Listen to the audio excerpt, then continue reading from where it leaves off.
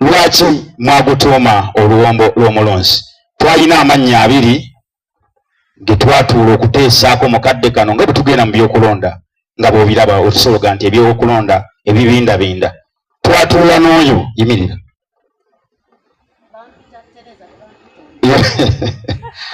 Tereza Nanyonjo Reste. Twamala essaawa 2 nga tugamba liriwo erisobola okukola naye nga gonna gali mu layini etya yemu. Tumaliriza nga tufunye oba nga tulonzeewo oluwombo lw'omulonzi. Buli omu abuuza oluwombo lw'omulonzi lulimu biki? Oliiza bino wammanga. Abantu basomesezza abantu ebintu eby'enjawulo mu bikwatagana n'okulonda era n'okulondebwa, naye abantu balemeddwa okubeera nti babikwasaganya. Batya nti ovaayo n'agamba bannange kansala avunaanyizibwa kukola emirimu bwegiti ne bwegiti ne bwegiti ne bwegiti. MP akola bwegiti ne bwegiti ne bwegiti ne bwegiti. Era pulezidenti alina kukola. Ekindi nongera okaali kumatiza nkabulamu olwonsandisa okusesembera. Omanya abakazi b'emukono walema okuwasa omukazi atuule waka nga bajja bakola muno ate bwe banaaba abakozi be banaaba abakazi bammwe muzaale ku baana bategeera. Walige yankoba Londa Tereza. Walige yankoba mbone egisaawe kyenoni. Kakati ate ekyo obadde olowooza yakulimba. Kabalasi ngenda kubazimbira ekisaawe ky'ennyonyi ebusaabaga. Gwe emanya amafuta g'ennyonyi we gawunya. Yingini y'ennyonyi ogimanyi. Kabalasi nga gwe ovuga ennyonyi. Otaddemu giya. Ate n'olikoba eyo nakoma kuvuga eno ey'amakola kati byateredde gwe Londa Tereza. Olabika abavuzi b'ennyonyi. Koloti. Tereza ye waffe. Akange nkakuwaire.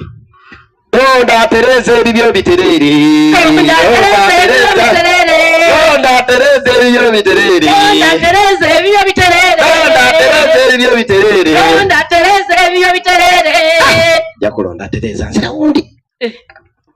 Nawe wabitegedde ebiki? Obadde oyimba ki? Ebiki bye nategedde. Obadde oyimba ki?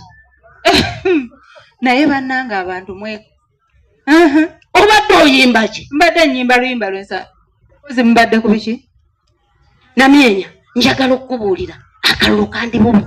Nkole ntyo olwo. Abasajja bantwala noonya akalulu nyumba ku nyumba ebintu byo biterere. Okiwulidde bulungi. Akalulu kakuli bubi. Ate nze binkwatirako. Namyenya tomanyi bwe mulonda obubi nammwe mubeera bubi. Ani? Ng'ani alonda? Binyinyonyole bulungi. Namyenya kale Londa Tereza. Londa Tereza ebisigadde oyinza obutabitegeera nnyo wano wetuta tojja kubitegeera. Ebyokulonda ebyammwe nabivaamu. Saagala wadde okubisemberera. Ebibiina by'ennaku zino byansobera. Bw'omulonda ono ne mulonda eri ne mulenda eri temukwatagana tukolera kati era nga nze sigala ndikola. Kati kwani agamba oli olonda Londa Tereza muli wano muleekaana kyate ate wakomyewo. Kozi nakomyewo bukomi. Kakati gwe nabaleera njagala nkubuulire kakkana ku mulundi guno nze naawe tuli tuti. Nze kakkane kuki? Kyenkugambye nze naawe tuli tuti. Tuli tuti? Tekisoboka. Akalulu 226. Tekisoboka oyagala tube tuti. Okyagala tube tuti. Nze sobola kubeera naawe tuti. Nabaleera okimanyi oli kireerese ku kyalo kuno. Bw'olonda Tereza ku mulundi guno ngenda kuteekawo akatale nga gw'osolooza akatale ne bano bonna abakolera ku kkubo nga gwe basolooza. Wulira ssente nga weetoolerako nompa ezisigadde. Nabaleera waabwe ate k'oyogedde ekyo oyogedde ensonga nga nkola ki? Ng'osolooza ne weetoolerako n'otwala mu gavumenti ezisigadde omanya nze kubanga kaakati bw'oteekayo nze gavumenti. Tereera nno ekyo kiŋŋambye. Kaakati ab'akatale nga mbasolooza buli kimu nze agenda okuba mu control nga gwe toliiyo. Kaakati Berenawa ayagala ki? Abalonzi wabagambye nti ki? Berenawa weebase omwaka ogujja ogwadde. Mukaga tugenda kulonda. Yesu oyinza okibuulira ng'oyagala kalulu ka guno. kati otusewa mukuru okutwaliza munoonyeza akalulu naye abantu bakukoye tebaagala kulabako yadde akatono perenawa bakutaddeko defense okukunoonya poliisi kweri LDU military ebitongole by'okwerinda byonna ekyamerika ekyajja ati bakireese nabakolaki ate nze mmanyi yita wano bajje yita eno wempitawo oba oyita okiteredde tebakyakwagala tewali kyokoze ate kati oyagala ki perenawa bagambe ku mulundi guli nali ngenze kwetereza ku guno namaze okwetereza ngenda kubatereza oba mbagambe nti ku mulundi guli wagenda ne weetereza kati weeterezezza omaze n'okutereeza wogenda okuteeka byogenda okufuna omulundi guno lunkusa oli muwagizi wange ekyo kinsuubiza kuva ddi lunkusa abantu bagaitereza yewaffe 226 tulinayo mulala okujjako tereza nkutidde mukwano nze okuleka ng'okoze kino ekyo kikumala bw'oba tekisobola mukwano ndaba amadda sokotya lunkuse bwenkola bwenti sokoleta akasente awo ogenda kufuna obululu nze ngenze kunoonyeza kalulu okakasa kiwedde nze omumaze akanga okaguzi bonna bagambe tereza yewaffe tetulinayo mulala kiwedde asinika ebinnyo mumuna sente zemutusaba mumulowooza ffe tuzijjangawa bannange abalonzi nabo banaatusobera naye bajja kukampa nja kubafuga lwampaka kabalaasi anti 226 ekoze etya nzize akalulu katuwuuba tereza ebintu byo tereza ebintu byo kabawuuba iwena namwe abalonzi nze kubalwanirira lindaku okuvwali nife abalonzi onteeka mu ntebe nga wano ife tubalonda mwaja mugebamba olwange terunnaba bulidde obanga ekyo kyenwanako sokoleke bulidde obanga oliwa mbadde eyo nga mbasakira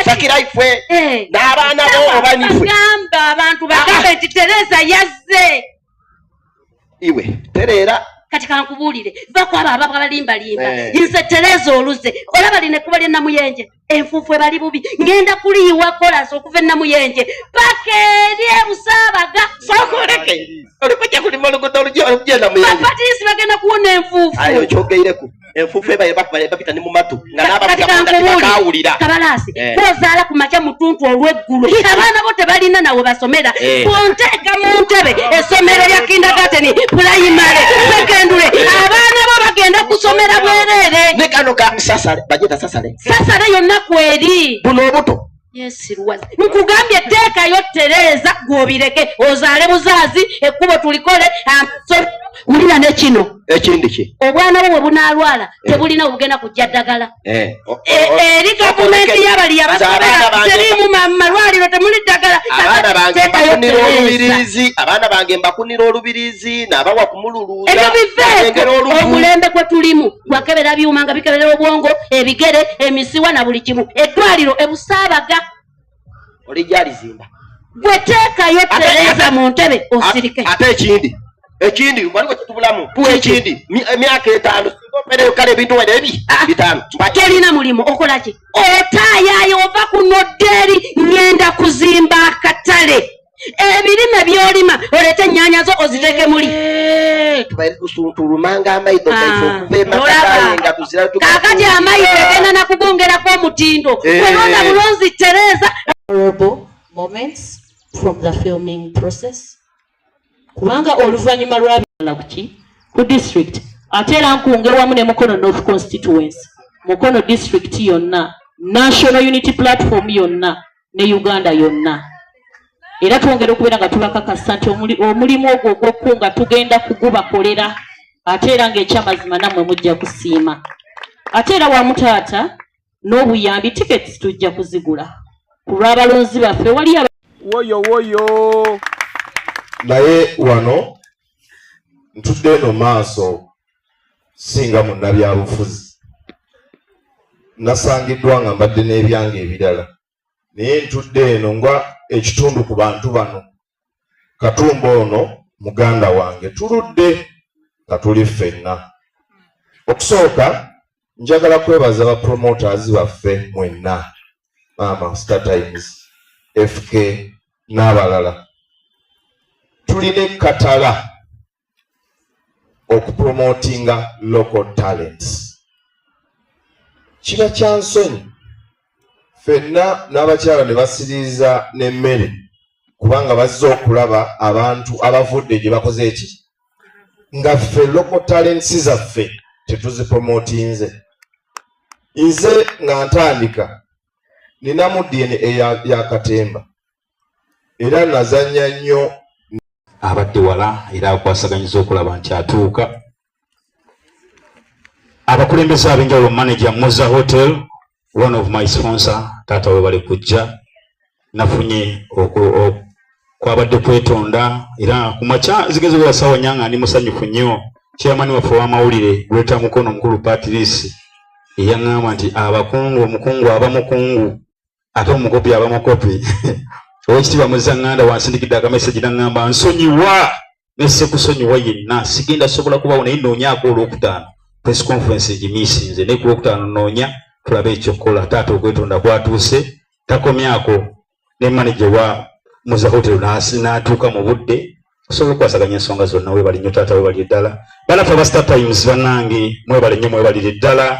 Yes, eno show yange yakubiri nga batuyimirirawo okutambula nabo okulaba nti buli kimu kitambula bulungi. Tweyanziza manager atali wano manager Salongo kitonde kijja FM mwebaza era mutuuse okwebaza kwange nti ndi musimu nnyo ndi musanyufu nnyo. Simanyi ndoza bibamu ku bamanager betulina osabira essaala abamu station ezimu zetukolera otuuka noga nina show eri bweti ne bweti nagamba bado inasasula kakadeza sula yana okutwaliza awamu enkaaga tugikuteereko sala ekyo nti obulango bulira bungi ne mentions nyingi naye steri yadde ekikumi kina wakudunamis yangamba oli mukozi waffe it is true kati bateekeo ekitambule. Mwebaza yeebale nnyo yeebale ddala nebaza bannaffe aba Newmans ab'obumpanchimpanchi tebaliiwo. Mwana muzikazi we kapo agenda kuyimba Maulana Ndwini bagenda kuperforminga abagenda kuba bazanyi muzannyo ogwo kyukamba kwebali bonna bagenda kubaako nga bakwasaganya. Tulina Gloria Mala yalwanye n'abaawo olunaku olwaleero agenda kuperforminga olunaku lwe lumu. Josh Grow ali awo agenda kuba nga aperforminga n'abasigadde mu ngeri emu oba endala. Tulina The Spenders bagenda kubaawo. Mary Kim agenda kuba ajja abadde wala. FK Dramaters team nga bw'ogiraba egenda kubaawo abaliwo sofa today be bano kuba press conference eno nti yatuddewo olunaku lwakomeka lwakubiri. Lwaki twayiiya omuzannyo guno era lwaki twagutuuma oluwombo lw'omulonzi? Neebaza Mukama Katonda nti ekikwatagana ne ati ampadde ku magezi ag'enjawulo okusobola okuyiiya okugatta okutoola n'okukubisa. Ntandika okuzannya drama yali omwaka 2006 oba 2006 gwe waliwa natandika mu kibiina kita Fresh Actors nanyini kyo bamuyita Kasozi Mulodokayi mumumanyi bulungi yali mubakayimbira naye ng'alina akabiina ke ebbali we ntandikira okuzannya drama. Omusajja oyo yatuyigiriza ebintu bingi mu bino ng'atwalewo embeera ez'enjawulo nti waliwo emizannyo gw'oyiiya nga gwa bbanga ddene ng'olina guzannya mbebaza nti bazze babadde obwedda weebali beetoloddemu bagenda kubakomawo okwasaganya ensonga zonna. Bannaffe aba Divine Events nebaze Menyani Ndekani babaddewo bakwasaganyiza ensonga zonna okulaba nti buli kimu kitambula nabo beebale nnyo beebalire ddala. Badangane tule ku mmeeza esigenda kutuula ku mmeeza we are going to have a national unity platform table. Eyo egenda kubeerawo so we are going to come and nja kukunga abantu n'ebirala bijja kugirako. Yes, thank you. Mwasinziira ku ki nga munoonya ba characters abo abazanya omuzannyo? How do you think this film reflects contemporary issues or society?